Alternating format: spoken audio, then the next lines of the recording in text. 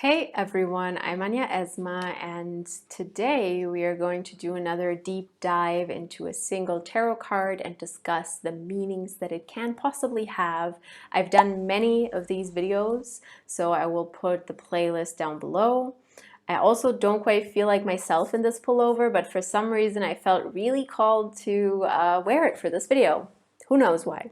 So first things first, I will talk about the numerology of the card, the narrative, how it fits into the suit that it is part of, the symbolism, the elemental energies, and also the warning signs and the encouraging signs that this card might have. Just to be clear, this is not a general reading, it's not a collective reading, it's not a reading specifically for you or for anyone. I'm really just showing what this card can mean in a spread so that you can learn from that if you feel like it. So I will draw a random card. It's the Eight of Wands, I've done that one. The Queen of Pentacles, I have a whole series on court cards, so I'm not going to do that one. Okay, I've finally found a card that I haven't done. It's the Ten of Swords. So today we are going to talk all about the Ten of Swords. Now I know this card has a lot of fear attached to it, sort of like the Devil card and the Death card and certain other bad cards, but we are going to calmly take a look at it and go through what it means, the symbols, and everything else. First of all, let's talk about the numerology of the 10. So obviously the 10 is the final number within the 1 to 10 suits in tarot, but after that we have the court cards, which I have a whole series on, as I said, and with the 10 we have the end of a certain cycle, the end of one cycle of lessons. As always, I will also show the Rider Waite Smith 10 of Swords. This is the Mucha Tarot, which I really like working with, but we will also look at the 10 of Swords in the Rider Waite Smith because in this case there is quite a bit of difference between these cards. So it is really the bottom of the barrel, the end of a cycle. Everything has been drained, you've learned all the lessons, and this is kind of the final step with the number 10. If you look at the cards before that, you have the Eight of Swords, which is about constriction, limiting yourself or being limited from the outside. And you have the Nine of Swords, which is sort of about mental limitations, mental things coming back to haunt you, mental health issues. All of these things are incorporated in the Nine of Swords. And then with the 10 of Swords, we sort of have the end of that and sort of a second death card, let's be honest. That's kind of what it is. So that was the numerology and how it fits into the narrative of the suit. So let's talk about the symbolism. And here we will have to take a separate look at the Mucha Tarot and at the Rider Waite Smith Tarot because they are quite different in this case. So with the Mucha Tarot, we have one person killing someone else and the corpse that is already basically dead and done, still being beaten, kind of beating a dead horse, right? So in this card, we have the unique position that we have two people to identify with. With the 10 of Swords and Rider Waite Smith, we only have one person, meaning the dead person that is stabbed by 10 swords. And in the and in the Mucha Tarot, we have two people. So first of all, let's talk about the swords as symbols. I've said in a past video about the suit of swords that the swords are hugely versatile in their meaning. The swords can really mean single words that we are saying, in this case like 10 words so to speak. It can be words, it can be perspectives, it can be opinions, it can be plans or blueprints we have in our minds. It can be just a general symbol for communication. It can be about how we speak. It can be about what we say. The swords are really, really versatile, and air energy in general is versatile. That's the whole point.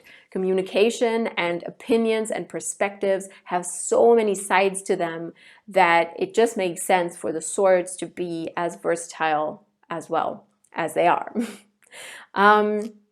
So yes, what we have here is 10 swords, some of them bloody, some of them not, one in the hand of the person being killed and the others kind of being in the background and one in the hand of the person who is doing the killing. Now, with the 10 of Swords and the Mucha Tarot specifically, it's really about these symbols, and the symbols really connect with the people strongly. It's not like you just see the swords without context. They are being used. So we have a specific case here of the swords being used in order to kill something. And symbolically, as I said, that can mean a lot of things. It can mean that you are using an opinion to hurt other people, that you have a perspective or a view on life that you are using to hurt other people. It can also be the other way around, that other people's words, opinions, perspectives on your life are hurting you, and that you are the other person lying here. It can also mean that your communication with others is sort of brutal, and that you really have to reflect on how you speak with others. And this is like on a very micro level. On a more macro level, the symbolism of the Ten of Swords is really about change, and you could see this as your old self and this as your new self, and there having to be sort of a dramatic change from the old self to the new self, by the new self kind of murdering the old self, which is usually not what we want to do on a healing journey, but it's really just a metaphor for being able to let go of old things. Now, symbolically, we can also see it as kind of a fall that you take, and especially after the Nine of Wands, which is about depression and mental health struggles, we can see the Ten of Swords as the ultimate fall, and you having to recover from that. You having to recover from the pain that others, yourself, your words, other people's words have caused you, and needing to recover from that. So with the symbolism in this card, I think there's really no end to it. If you want, you can comment what you think these people stand for, or what you think the person in the Rider Waite Smith stands for, because obviously the Rider Waite Smith card is a lot more peaceful in the sense that the person is just lying there, there's water behind them, they're kind of looking out over the water and the mountains, so you kind of have all the elements together, which nicely transitions us to the elemental energies.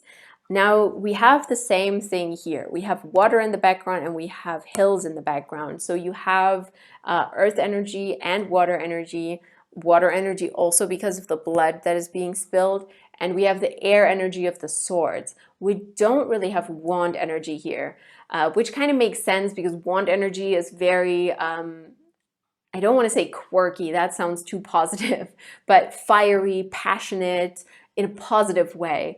And we really have a coldness in this card. There is a coldness here that I think is very meaningful.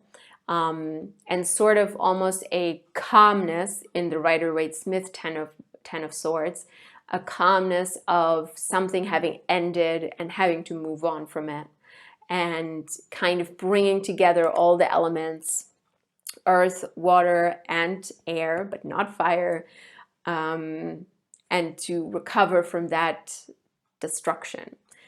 So yeah, I feel like I could talk about this card for 1 hour, but I will try not to. So let's talk about the warning elements and then encouraging elements or aspects in this card. I don't really like the words positive and negative, as you know if you've watched my other single card rants. So if I see this card in a spread, often it really signifies the end of something and the encouragement that comes with ending something actively. Especially with the Mucha Tarot, and maybe also with the Rider Waite Smith, you have this idea of ending something in a, yes, brutal, but also very clear manner, which can refer to a clear boundary being set or a clear decision being made, and there is literally no going back, burning some bridges basically. So the Ten of Swords can encourage you to do that, but it can also warn you of that. Depending on how it shows up in the spread, obviously it could also be a warning that's like, well, maybe don't act so intensely, maybe don't burn those bridges all the way down and throw all of those opinions or people out the window, but maybe be a little bit more subtle in your approach. So that is why I'm saying this is not a general reading, because these are conflicting meanings. And obviously this card can have these meanings depending on where it is in a spread. If it's in a cautionary position, if it's in an encouraging position, in a positive, negative, root cause, consequence position, anything. So you really just have to see the context of the card, whether it is encouraging you to brutally end something or whether it's discouraging you from doing that. I also think one encouraging element is that, at least with the Mucha Tarot, it's about letting go. Because as I said, it's kind of like the guy beating a dead person. You are holding on to something that really needs to be let go. It's done. And you engaging with it more and more and more and keeping on trying to keep it alive or kill it, depending on what you're doing, it really just leads to you being more unraveled. Unraveled, is that a word? Not a native speaker, I'm not sure.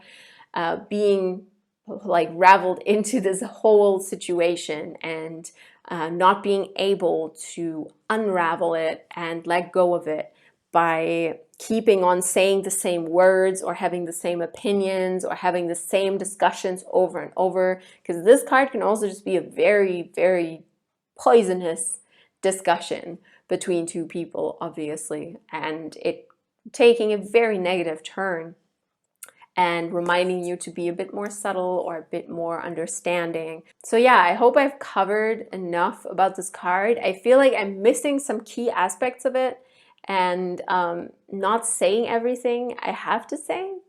So feel free to comment and kind of widen the perspective on this card, so that people who read through it later or watch this video later can also read comments and have more inspiration. But that's all I have to say right now in order to not make this video super, super long. Thank you so much for watching. Like this video if you liked it. Consider subscribing if you haven't yet. And I will see you very, very soon. The playlist for all of these one-card readings is also below, so check them out if you feel like it, or any other tarot or witchy content I have. Thank you so, so much for being with me, and I will see you very, very soon.